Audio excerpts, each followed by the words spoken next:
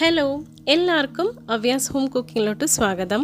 ഇന്നത്തെ recipe restaurant style honey chilli potato ആണ്. അപ്പോൾ എങ്ങനെ ഉണ്ടാക്കാൻ നോക്കാം. അതിന്റെ മുമ്പ് വീഡിയോ ഇഷ്ടമായാലേ ലൈക്ക് ചെയ്യാനും സബ്സ്ക്രൈബ് ചെയ്യാനും പിന്നെ തൊട്ടടുത്തുള്ള ബെല്ലൈക്കൺ ക്ലിക്ക് ചെയ്ത് ഓൾ എന്ന ഓപ്ഷൻ പ്രസ് ചെയ്യാനും മറക്കല്ലേ. അപ്പോൾ വീഡിയോയിലോട്ട് കിടക്കാം. ഇതിനായി ഞാൻ 4 ഉരുളക്കിഴങ്ങാണ് എടുത്തിരിക്കുന്നത്.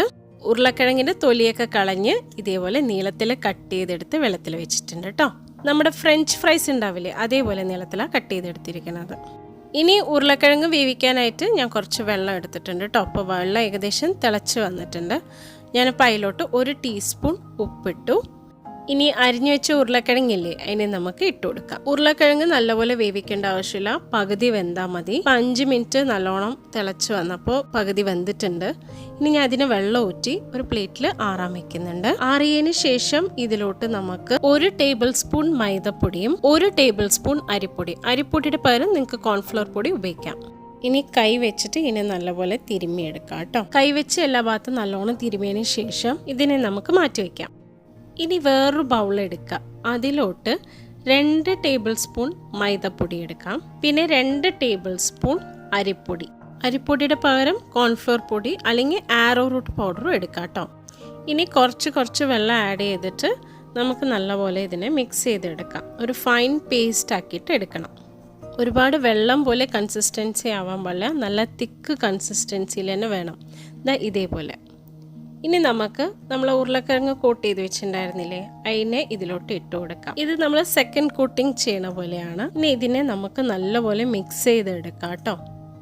മിക്സായി വന്നിട്ടുണ്ട്. ഇനി അടുത്ത പരിപാടിയാണ് ഇതിനൊക്കെ ഡീപ്പ് ഫ്രൈ ചെയ്തെടുക്കുന്നത്. എണ്ണ നല്ലപോലെ ചൂടായി വന്നാൽ ഇതേപോലെ നമ്മൾ കോട്ട് ചെയ്ത് വെച്ച ഉരുളക്കിഴങ്ങ് ഓരോ പീസായിട്ട് ഇട്ട് കൊടുക്കാം കേട്ടോ. ലോ ടു മീഡിയം ഫ്ലെയിമിൽ ഇട്ടിട്ട് വേണം ഇതിനൊക്കെ ഫ്രൈ ചെയ്തെടുക്കാം കേട്ടോ.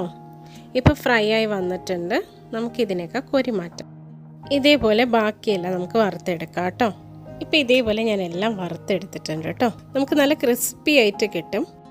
ഇനി ഒരു ചൂടായ കടായിലോട്ട് നമുക്ക് 1 ടീസ്പൂൺ വെളുത്ത എള്ളിടാം. വെള്ള കളർ എള്ള് തന്നെ വേണം കേട്ടോ. ഒരുപാടൊന്നും ചൂടാക്കി എടുക്കേണ്ട ആവശ്യമില്ല. ജസ്റ്റ് അതൊന്നിങ്ങനെ പൊട്ടി വരത്തില്ലേ, ആ സമയത്ത് നമുക്കിതിനെ കോരി മാറ്റാം. ഇനി അതേ പാനിൽ തന്നെ നമുക്ക് കുറച്ച് എണ്ണ ഒഴിക്കാം. ഒരു 12-15 വെളുത്തുള്ളി ചെറുതായി അരിഞ്ഞത് ഇട്ട് കൊടുക്കാം. കൂടെ ഒരു 5 പച്ചമുളകും കൂടി ഇട്ടിട്ട് ഒന്ന് ഇളക്കി കൊടുക്കാം കേട്ടോ.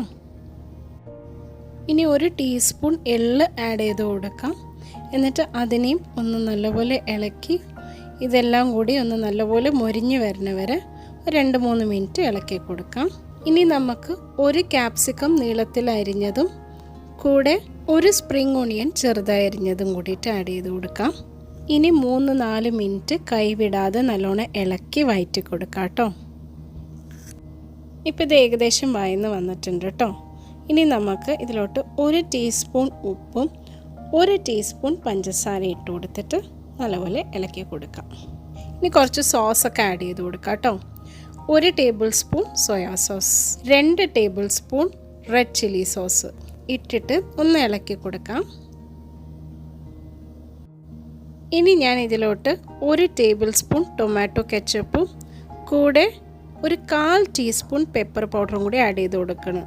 എരിവ് നിങ്ങളുടെ ആവശ്യത്തിനനുസരിച്ച് അഡ്ജസ്റ്റ് ചെയ്യണം. നമ്മൾ ഹണി ചില്ലി പൊട്ടാറ്റോ ഉണ്ടാക്കണ കൊണ്ടാണ് കുറച്ച് എരിവിന് വേണ്ടി ഞാൻ പെപ്പർ പൗഡർ ഇട്ട് കൊടുക്കണം.